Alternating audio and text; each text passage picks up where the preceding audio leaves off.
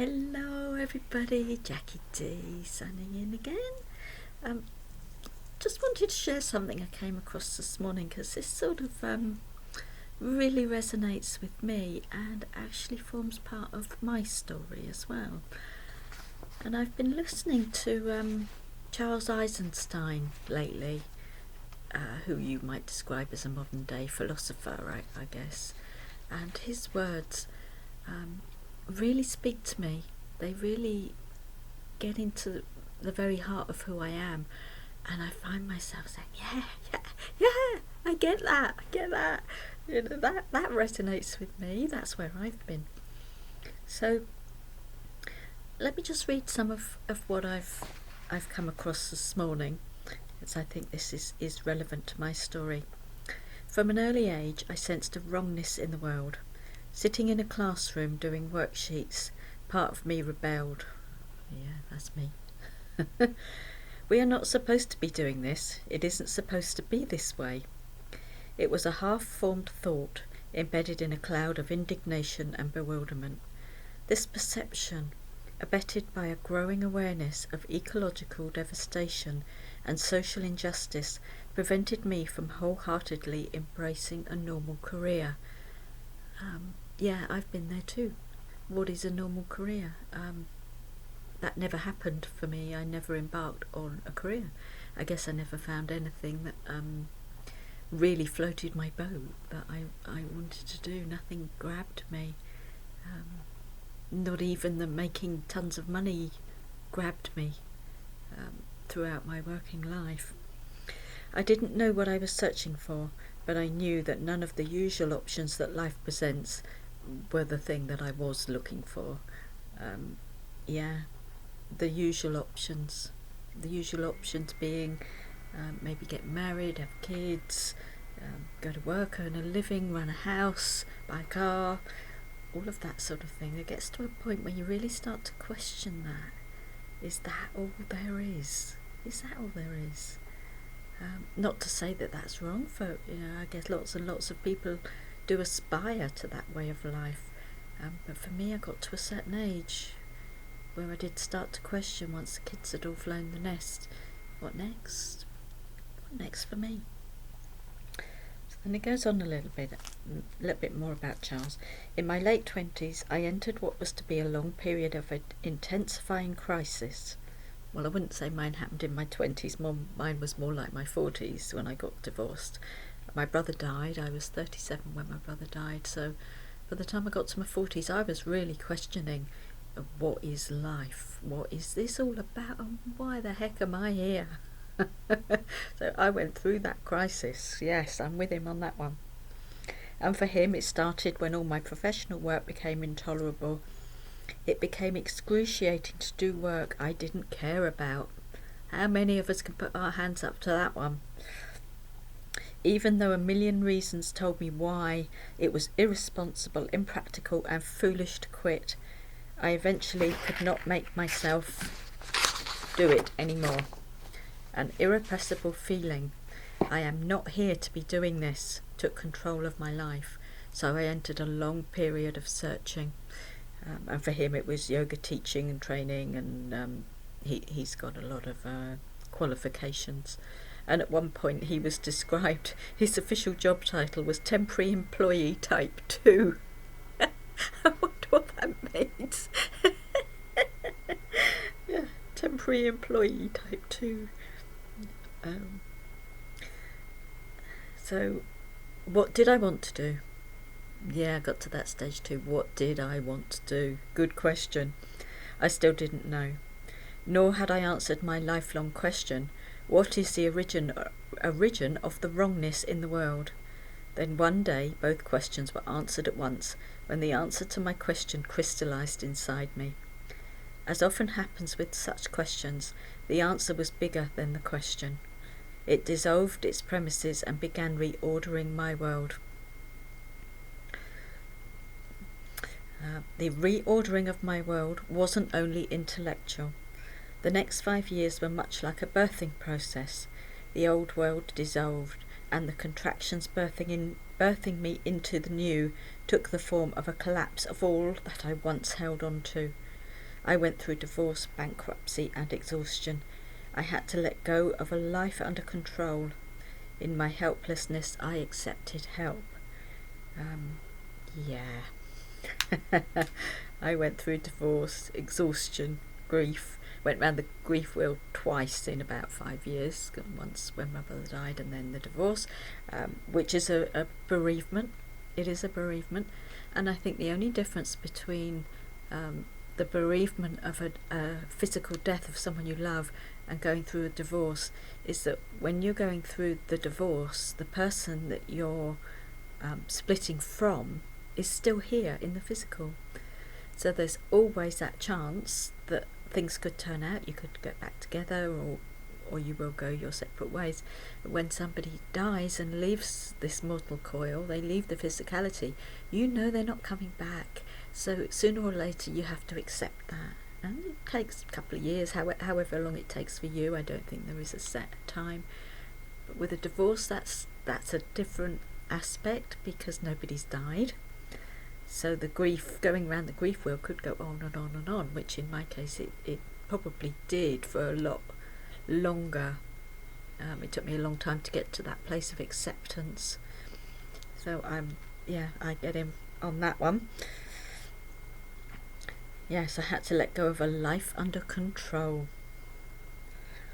This is part of the bio where one implies that one has arrived at some exalted state of success, all mistakes safely in the past. Well, I'm not the guy who has got it all figured out. I know that my books and other work comes from a deep, inspired source, but that source is not me. It is more like I am connecting to a field of knowledge or to a story that wants to be told. This knowledge is as much my teacher as it is anyone else's. I'm kind of ordinary compared to some of the amazing people I keep meeting. I'm just as much in the learning as anybody else, wandering as best I can toward the more beautiful world my heart knows is possible, encumbered by the programming and the wounds of our civilization. The more beautiful world my heart knows is possible. Yeah, don't we all feel that?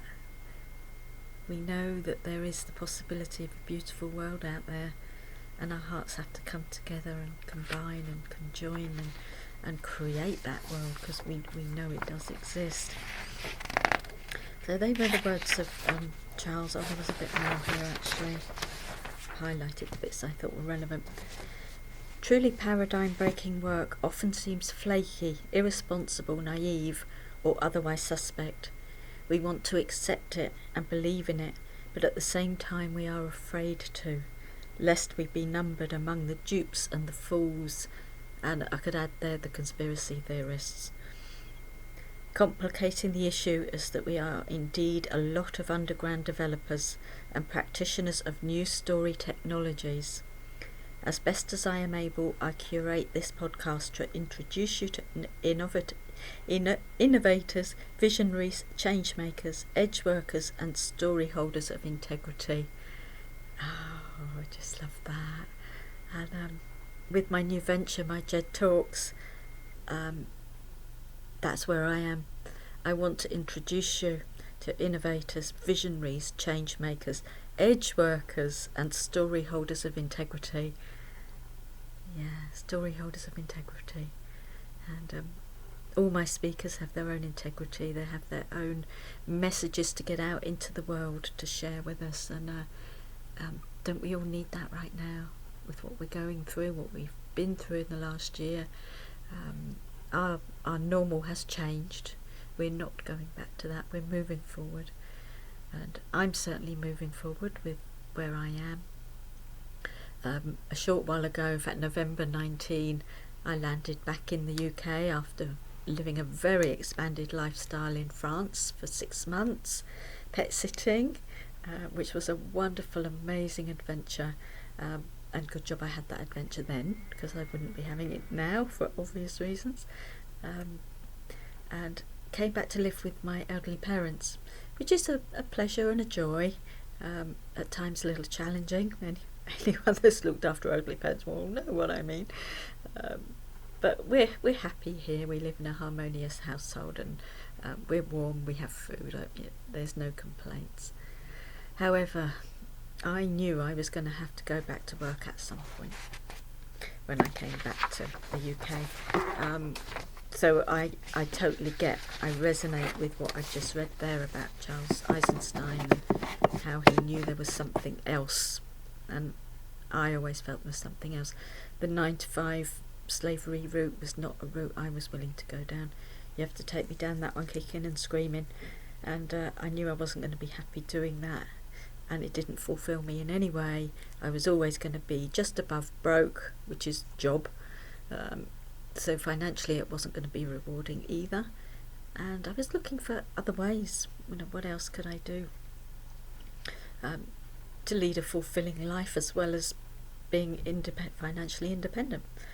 So then I discovered this wonderful little device. It works on microcurrent frequencies, which works at a cellular level within the body, and there's no drugs involved, there's no invasive surgery, there's no going down that route with the medical profession.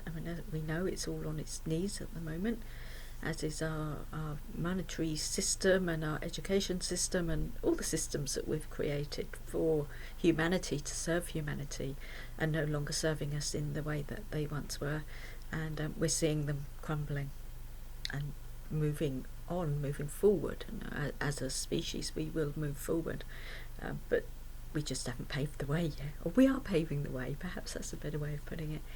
So I like to think that I'm paving the way in healthcare with this wonderful little device that I've got, and it works on so many levels, with pain, with your mental acuity, if you like, any mental habits you may have developed, emotions, spiritual. It works on your chakras, it balances your chakras, and I'm really feeling some energy and some spark from it, and I'm engaging with people, I'm meeting new people from all over the place, and not just this country. I guess that's what the internet has done for us. Thank goodness for Zoom, after the last year. What would we have done without that? So that's where I am. I'm building a team. I can see a future for myself and for those I'm bringing through with me, and I'm just loving it, and I'd so love to share it with you too. So if this is something you think may excite you, that you want to know more, we hold presentations twice a week, and you can always contact me for more information, and we can have a little chat and I can tell you all about it, because I'm just loving it, and the future of modern medicine for sure, without a doubt.